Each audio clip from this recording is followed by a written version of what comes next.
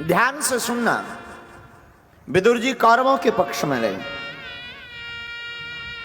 कथा कहती है कि जिस समय धृतराष्ट्र जी बिल्कुल अंधे हो गए थे तो किसी ने कहा कि वो तो बचपन से ही अंधे थे, बिल्कुल अंधे कहां से हो गए?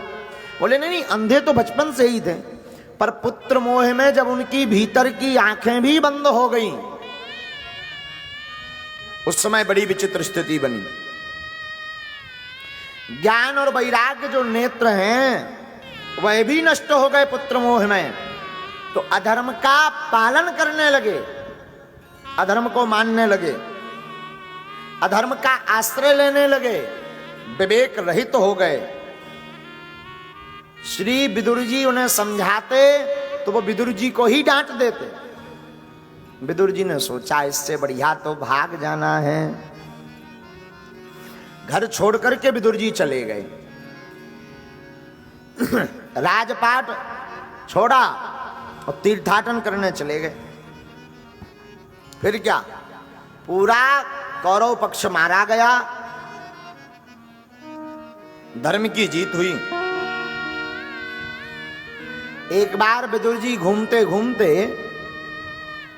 तीर्थाटन में विचरण कर रहे थे।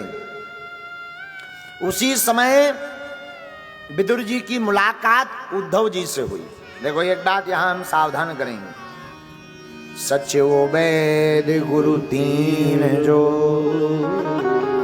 प्रिय बोले भय आस, राज धर्म तन तीन कर होए बेगी नाश। सचिव यानी सेक्रेटरी, वैद यानी डॉक्टर और गुरु, ये तीन लोग जब आपका भय देख करके तुम्हारी जैसी ही मीठी बातों में मीठी में हाँ मिलाने लगे तो समझना तुम्हारा विनाश पक्का है।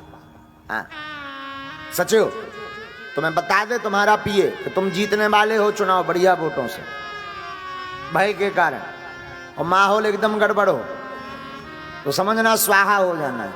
वैद तुम्हें भयंकर रोग बना है और तुम कहो देखो भाई हम कड़वी दवाई नहीं लेंगे, मीठी ही पाएंगे, और वैद भी कहते हाँ हाँ ठीक है मीठी पाओ, तो समझो तुम्हारा रोग मिटने वाला नहीं, उल्टा बढ़ने ही वाला है। गुरु तुम्हारे प्रभाव को देख करके तुम्हारी कमी ना बताए, उल्टी बढ़ाई कर दे, वाह क्या धर्मात्मा आदमी। तो सचिव वैद गुरु तीन जो प्रिय बोल ही भय आस, राज धर्म तन तीन कर हो ये बेग ही नाश। राज धर्म और तन तीनों का विनाश हो जाता। और हमारा तो एक पुराना सूत्र है, माता पिता की डांट और गुरु की लात जिसने भी खाई उसका बेड़ा पार हो गया। हाँ, माता पिता डांट दे सो मंगोरा जैसे मुंह ना फुलाओ। कई बाल हमने बाल गोपाल ऐसे देखे कि माता पिता ने डांट दिया सो वो एकदम मंगोरा जैसे मुंह फुला के बैठ जा। कई तो इतने विचित्र के मताई बाप से फिर बोलते तो ठीक है, उनको दंड देने का ही काम करते। माता पिता की डांट और गुरु की लात जिसने खा ली उसका बेड़ा पार। विदुर जी ने बहुत समझाया पर नहीं माने तो चल गए छोड़कर। विदुर जी का मिलन उद्धव जी से हुआ यमुना के तट पर। अचानक तीर्थाटन करते करते यमुना के तट पर जब उद्धव जी से भेंट हुई, आहा परम प्रिय महाभागवत सखा उद्धव जी से भेंट हुई। अरे उद्धव भैया राम राम, कैसे हो? विदुर जी ने हाथ जोड़कर प्रणाम किया। अरे अरे आइए आइए, दोनों गले मिले। उद्धव जी से पूरा समाचार पूछा, कैसे हो, कुशल हो? अच्छा भैया क्या हुआ महाभारत के युद्ध का, कौन जीता? पांडव विजयी भय कि नहीं, किसकी विजय हुई? अच्छा तुम्हारे वो ठाकुर जी कैसे हैं कन्हैया, वो नंदन नंदन कैसे हैं, बड़े टेढ़ी टांग वाले? उद्धव जी की आंखों में आंसू आ गए। उद्धव जी रोने लगे, आंखें छलक गईं। क्या हुआ, आप रो क्यों रहे हैं? अरे भैया कब का हो गया महाभारत का युद्ध, कौरव मारे गए, पांडव जीत गए। हो अरे वो तो होना ही था, गोविंद जन के साथ थे। तुम्हारे ठाकुर जी कैसे हैं? आंखों में आंसू भरकर बोले, वो तो कब के चले गए। वो भी लीला पूर्ण करके चले गए। हो भगवान लीला पूर्ण करके हमसे बिना मिले चले गए। विदुर ने कहा, उद्धव ने कहा हाँ। आंखों से झरझर करके नेत्रों से आंसू बहने लगे विदुर जी के। अरे यदुवंशियों के बीच में ठाकुर जी चंद्रमा थे, कोई उन्हें पहचान नहीं पाया। बताओ तो। अच्छा भैया उद्धव एक बात पूछें? हाँ हाँ पूछो। क्या भगवान को कभी हमारी याद नहीं आई? क्या कभी इस विदुर की याद आई ठाकुर जी को? क्या कभी गोविंद ने हमें याद किया? उद्धव जी रोते रोते बोले, कैसी बात करते हो विदुर? अंतिम समय जब ठाकुर जी ने उपदेश दिया तो तुम्हारी ही चर्चा की। हो हमारी चर्चा? आंखें भर गईं। कौतुक बस पूछा गदगद होकर, आखिर ठाकुर जी ने क्या कहा हमारे बारे में? उद्धव जी बोले, विदुर जब भगवान अपनी लीला पूर्ण करके जाने लगे तो ठाकुर जी अंतिम समय में आपकी ही बात बता रहे थे कि हमने सबका कर्जा चुका दिया, जिसका जितना कर्जा था सबका चुका दिया, बस एक हमारे प्राण प्यारे विदुर का कर्ज हमारे सिर पर रह गया। विदुर की आंखों में आंसू आ गए। हमने ऐसा कौन सा कर्ज लिया?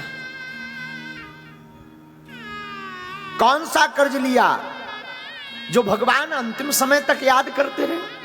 अरे हम तो ठाकुर जी का स्वागत नहीं कर पाए। भगवान दुर्योधन के यहां पर मेवा पाने जा रहे थे, अचानक हमारे घर में आ गए। अरे हमारे पास तो कुछ पवाने को भी नहीं था। हमारी विदुरानी तो ठाकुर जी को प्रेमवश होकर के केले के छिलके पवाती रही, साग भात खवाई, और भगवान उसको याद कर रहे थे। उद्धव ने कहा हाँ आपको याद कर रहे थे। विदुर जी की आंखें भर गई। बोले बताओ ठाकुर कितने अद्भुत हैं। दुर्योधन की मेवा त्याग कर वो विदुर के एक छोटे से गरीब के घर में आए। ना हम स्वागत कर पाए, ना हम आरती कर पाए, ना बंदन कर पाए, ना पूजन कर पाए, ना उन्हें प्रसाद में कुछ बढ़िया प्रसाद बना पाए, ना 56 भोग लगा पाए, केले के छिलके क्या खिला दिए। धन्य है हमारे ठाकुर, उसको भी अंतिम समय तक याद रखे रहे। धन्य है, धन्य है। आंखों से झरझर आंसू बहने लगे। धन्य है नंदनंदन, धन्य है गोविंद। विदुर जी का कंठ गदगद हो गया। भावुकता में हमने छिलके खिलाए। भगवान उसके भी ऋणिया बन गए। ठाकुर जी उसके भी ऋणिया बन गए। धन्य है। जाते जाते मुझ विदुर को याद करते रहे। भैया और क्या कहा? उद्धव जी बोले, विदुर हमसे तो बस इतना ही कहा, बाकी जो भी विस्तार पूर्वक बताया मैत्रेय मुनि को बताया। वो कहां मिलेंगे? देखो हमारे ठाकुर जी कितने अच्छे हैं। जो आज कथा सुन रहे तुम कान खोलकर सुन लो। भगवान जब विदुर के साग को नहीं भूल सकते तो तुम्हारी भक्ति को वो कैसे भूलेंगे? हमारे ठाकुर जी विदुर के केले के छिलकों को नहीं भूले तो वो तुम्हें कैसे भूलेंगे? बस अंतर इतना है, तुम भाव पूर्वक उन्हें पवाओ, भाव पूर्वक उनकी सेवा करो। हमारे गोविंद ऋण चुकाने जरूर आएंगे। किसी का कर्जा नहीं रखते भगवान।